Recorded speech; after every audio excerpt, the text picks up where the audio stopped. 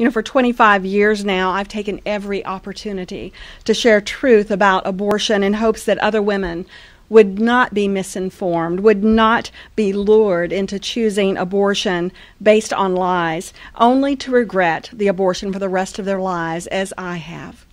My testimony will not be shared today, just for the sake of time, but it is included in the press packets if you would like to read it at a later time. And what I think you're going to notice is the common thread of pain, of regret, of the consequences that have been described here today were also the consequences that I experienced in my own story.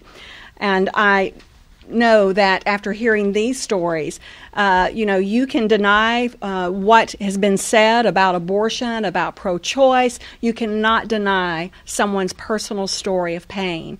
And again, I thank these women for their courage in sharing with us today. Well, our next presenter reminds us of the impact of abortion on entire communities. I'd like to have Dr. Alveda King join me. As guardian of the King family legacy, she is often in demand for her knowledge and firsthand experience in the 20th century civil rights movement, headed by her uncle, Dr. Martin Luther King, Jr., but she is also passionate in her vocation as Director of African American Outreach for Priests for Life and her calling as a minister of the gospel of Jesus Christ. Dr. King will speak regarding the impact of abortion on the African American community. Dr. King? Thank you very much. I'm going to share and ask Mr. Ryan Bomberger to join me with 3 videos that will give statistics rather than me citing them, just because you'll see the impact. Ryan developed these videos for the National Black Pro-Life Coalition, and I served as creative consultant on the projects. And I'm joined by Day Gardner today as well. So we are part of the National Black Pro-Life Coalition. I want to share a PowerPoint presentation.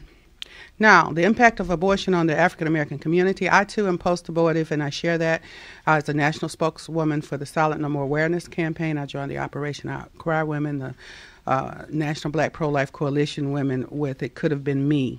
And we have come through several generations, starting with the greatest generation into Generation Z is the last generation. And between that, I'm a baby boomer, and I had the abortions and the miscarriages related to some of my decisions. We've had Generation X and Generation Y with the pants sagging and the little Y. You see that?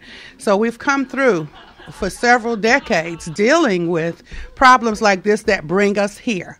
So why are we here today? So many people have been lost in every community. In the African American community, African Americans have been impacted with more abortions because we've been told it was therapeutic and it would help us. So out of the 50+ million, almost a third of those are there. You can read all of this information at my website at priestforlife.org/African American, including evidence and proof that Dr. Martin Luther King Jr. was pro-life. Planned Parenthood lies. Dr. King was pro-life, and we can prove that to you. Please visit blackprolifecoalition.org for more statistics and information as well.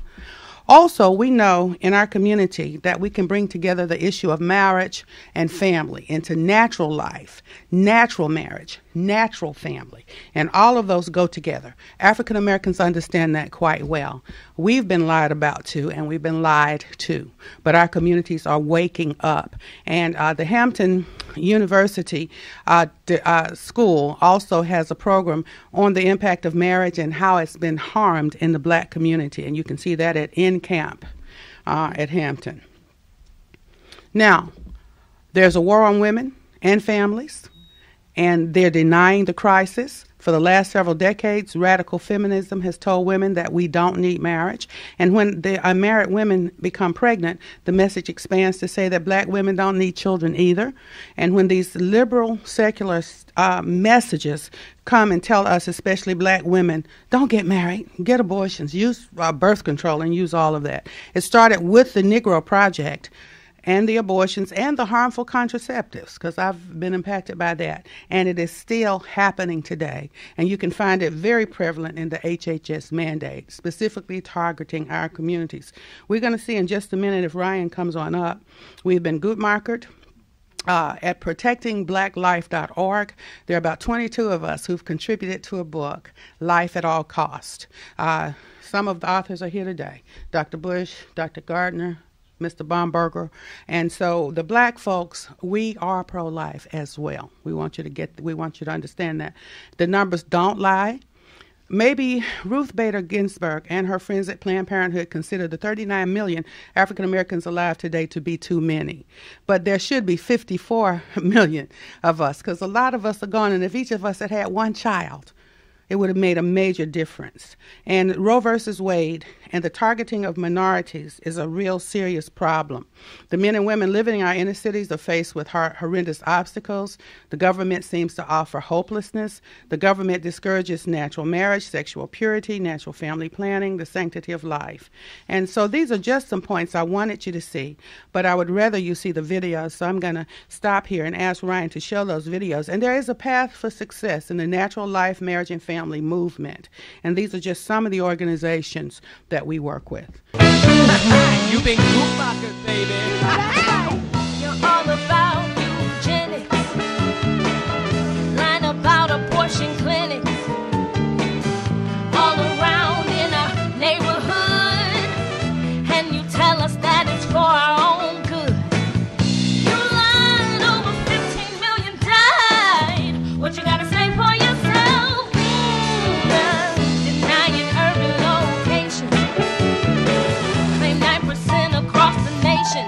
What? You're funded by Planned Parenthood. Distorting numbers like I knew you would. You lied. The Negro Project is alive. What you gotta say for yourself? We've been good markered. We've been good markered. Oh, no, no, no.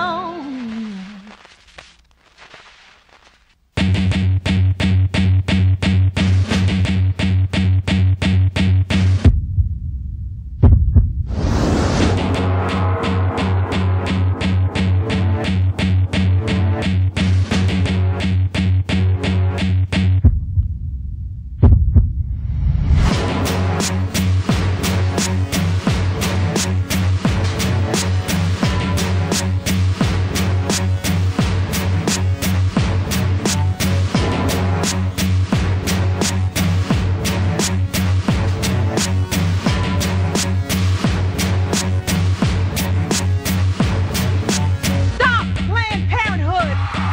Bring an end to the genocide!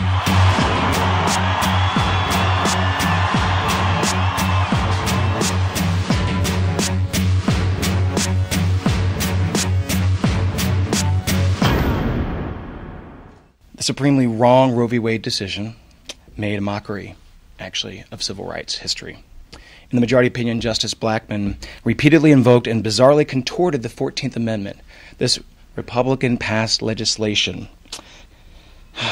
was the one that actually finally ascribed humanity to people like me. And what 7 justices did is they perverted that in order to strip away humanity from another group of people, the unborn.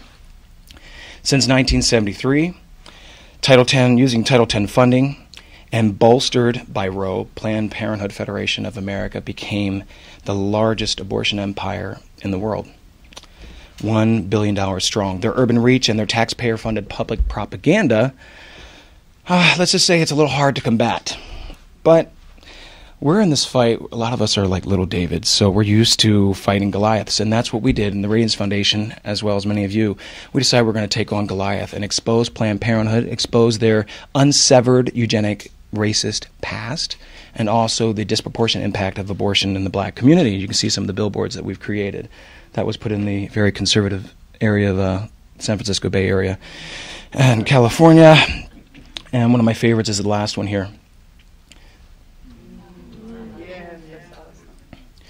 Now, this is what's interesting, because when it's important to say that abortion is a tragedy no matter the race, but when you're talking about black babies being aborted at 6 times the rate, and this happens in New York City actually, 6 times the rate of those in the majority population, we've got an issue, we've got a crisis here.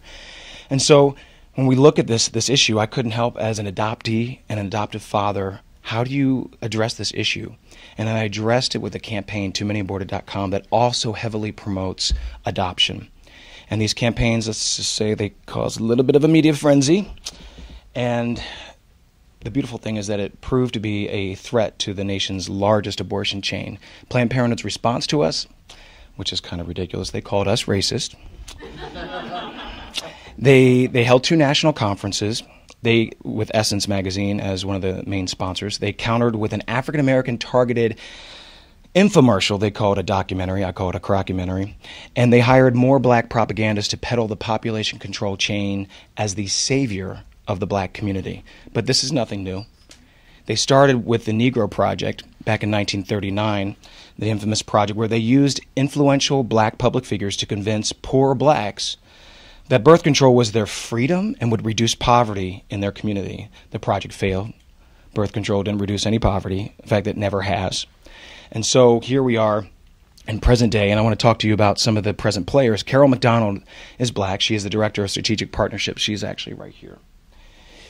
She's the Director of Strategic Partnerships for Planned Parenthood. She brazenly lied in a March 2012 BET article, claiming that if Planned Parenthood were defunded, quote, millions of women, including black women, will have nowhere to go for basic health care, unquote. Planned Parenthood doesn't provide basic health care, but there are over 4,000 Title X funded clinics across the country. They far outnumber the number of Planned Parenthood clinics. But they actually provide the same reproductive health care services that Planned Parenthood does. They just don't commit abortions. This is something they don't want the black community to know because they want to establish themselves as the savior. Earlier this year, Ludwig P. Gaines, the African-American Leadership and Engagement Director for Planned Parenthood, made the outrageous claim that abortion and food stamps elevate the black community. Sadly, the Negro Project lives on in what I can only call the Negro Project 2.0. Different Negroes, different century, same lies. And here we are. Since Roe, abortion and poverty have taken the place of fathers. The CDC reports that 85% of all U.S. abortions are among unmarried women. And here's something that you never hear when you hear about war on women.